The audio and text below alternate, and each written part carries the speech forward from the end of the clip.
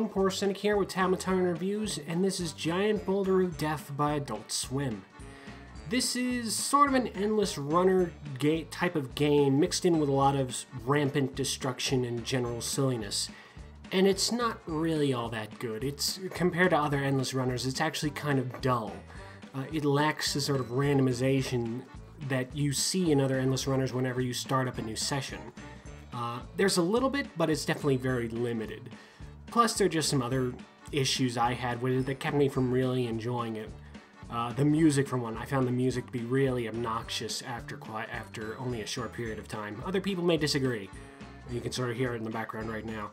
Anyway, let's go over some of the things here on screen. Along top, we have gems and coins. Gems are the super currency, as you might imagine. Coins are the regular currency. Use gems to purchase continues. That's the primary reason for them. You can use continues twice on any given run. After you've used up both continues, your rock is automatically destroyed the next time it suffers damage, and you are forced to start over. Going with these banners at the bottom of the rock with the upward pointing arrow on it, that's where you go to upgrade your boulder by spending coins on it. You can spend coins on just sort of generic passive things that constantly affect your boulder, or you can spend them on spin boosts here. Spin boosts, you are given the opportunity every once in a while. It has a timed recharge to spin for bonuses. And these are all the bonuses you can get, and you can upgrade them so that the bonuses become more powerful. There is something of a problem with it, in that the upgrade costs increase quite a bit each time you raise them, or each time you buy a new upgrade. Like here, I'll buy Invinciduration for 700 coins. Now it's 1,500 coins. You know, it's plus exponential, so it's really, really not all that great. It's not a good system, and it's just something that promotes a lot of buy our currency, which is not a system I'm a fan of. Banner with the target on it, this is where you can see your gallery of victims. This shows all the things you can currently hit at the moment that are sort of available in this Germanic valley. At all different points, you can press on them to see more details. The two in the top corner, the ones without the blue background that are not spinning, those are defensive structures, and they will be the things that impede you. That's why they're color-coded in red. They are bad things. They will hurt you. Everything else, that is just sort of generic things, and you can unlock more by completing goals. Like I can unlock whatever this spiky thing is by scoring 50,000 points in run. Then there's obviously leaderboards and trophies. However, you have to connect with Facebook to view the leaderboards, and that's not a system I'm a fan of. I don't like being forced to connect to Facebook to get more of the game. And this is a game that presses the Facebook angle really hard, which is another thing I don't like about it. Then under extras, you can look at more Adult Swim games, you can look at Adult Swim news, you can go to Windows, I guess, and you can adjust your options. There are 3 control schemes, which I do like. There's tilt, tap, and joystick. We're going to be trying tilt, so if you hear any noise, sort of clattering of wires moving around, it's because I'm having to tilt the iPad to actually control it. I would switch, but I find that actually, and a bit surprisingly, tilt is the most responsive. It's very well done, unlike a lot of sort of motion control games I've played on the iPad, so that's nice. You can turn on and off music and sound along the top here. You can change your language. There's actually quite a few languages to choose from.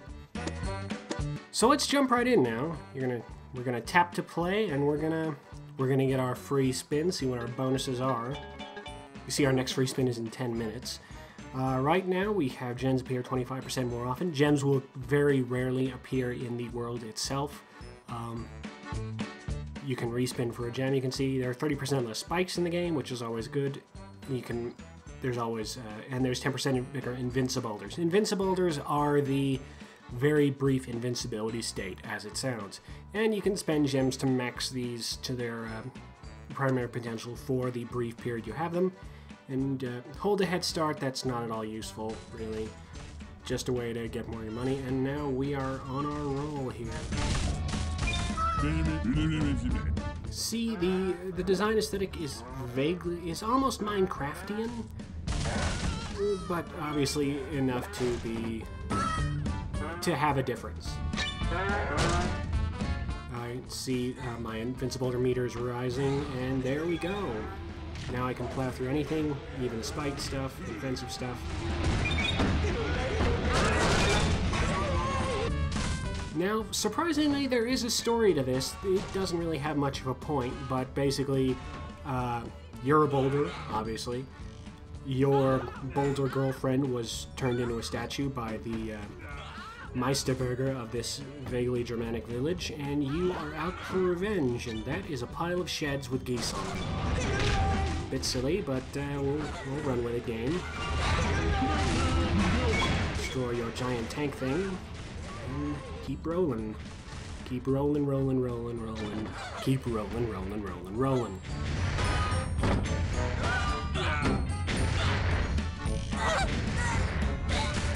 And this is pretty much all that the game has to offer. It's entertaining enough in the blind destruction type thing. Oh, I hit the wall. You can see now I'm broken. I can continue with one gem, or you can see I will just explode when the time runs out and get a bit more points as the various rocks tumble down the cliff. See, I only got about half of my goal, so I gotta try again to get it, or I can fast unlock it for 4 gems. Shows your high score, you get a little coin reward, and you can connect to Facebook or buy their coin doubler. I'll show it off maybe 1 or 2 more times. You can see now I can spin for 2 gems, I'll just pass that up. But really, it's pretty much just this. And I know it sounds a bit odd of me to criticize this for being repetitive when I've had a more positive view of endless runners in the past, and that is basically what they're all about, is just the repetitive notion of it. But really, there are only a limited amount of sort of setups and courses, very limited in this game, and it becomes very repetitive very quickly. It's easy to recognize patterns very rapidly. I was able to just basically go through this over and over again, and just sort of, I found myself saying, oh yeah, this is where the spikes come up, this is where all those soldiers are, this is where I have to make the jump. And that, to me, does not say Endless Runner. That just says, you know, a game I need to use memorization in order to win.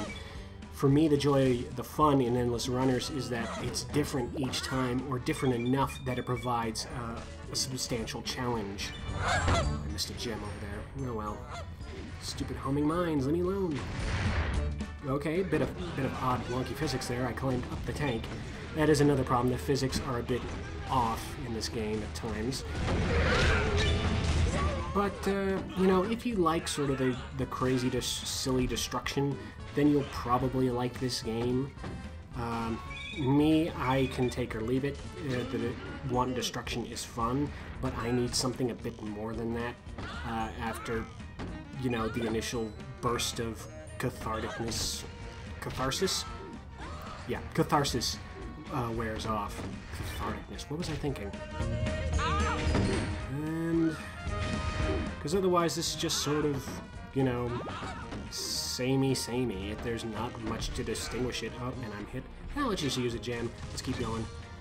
I missed the chance to pick up a gem there, but oh well. Mines, jump the spikes. It doesn't help that you can only have one goal at a time. In other Endless Runners, you usually have 2 or 3 goals that you have a chance to unlock. So basically, if you get stuck on one goal, you're screwed. I've also noticed that there have been 1 or 2 goals that are really kind of questionable in their setup. Like one that required you to basically spend gems to get the reward. You had to use 2 continues. So you had to spend 3 gems. And I was like, that seems a bit skeevy, really. I don't know other games that make you spend the super currency to get ahead that blatantly, that obviously.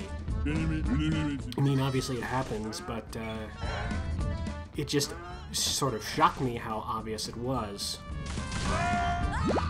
It's sort of a disappointment because I liked the last adult game that I reviewed that Adult Swim made, which was Amateur Surgeon 3. That was fun. This, however, is just kind of meh. Kind of dull. Not a lot to it, really. So I am disappointed. But who knows, you may enjoy this if you're looking at this and say, ooh, so much, you know, crazy destruction and silliness and yodeling. Me, I can definitely go without the yodeling. After a few rounds, I was just gritting my teeth saying, turn it off, turn the music off. The soldier and those two geese, and keep on rolling. Oop. Jim, need that. Thank you. And more invincible shenanigans. Your puny military cannot stand up to the might of the invincible Boulder.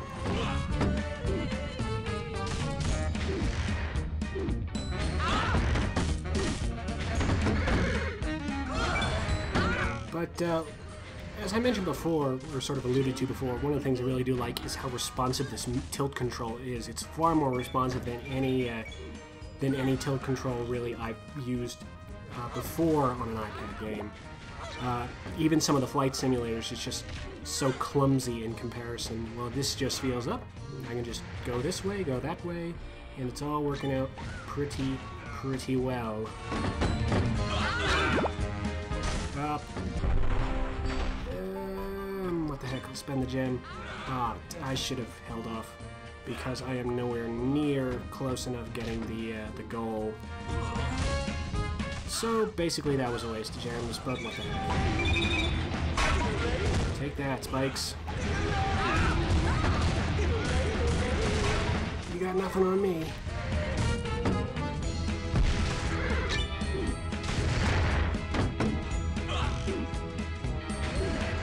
Three mines in a row. That pretty much ended that right there. Okay. 43,000. I was close, but ultimately no cigar. Which brings me to the end of this review. That was Giant Boulder of Death. I can't really recommend it. I found it far too dull, far too derivative. It's not a good endless runner game. There are far better examples of such titles in the App Store. And honestly, this is one you can just sort of pass up. Maybe if you like just the idea of crazy, rampant destruction, then pick it up and play it every once in a while. But honestly, it's not the thing I could see anyone wanting to come back to again and again and again. There's not much to it. It's pretty shallow. But yeah, I've been Poor Cynic with Tyrant Reviews. Ta-ta and farewell. For more reviews, both written and recorded, go to www.tablettyrant.com. That's www.tablettyrant.com.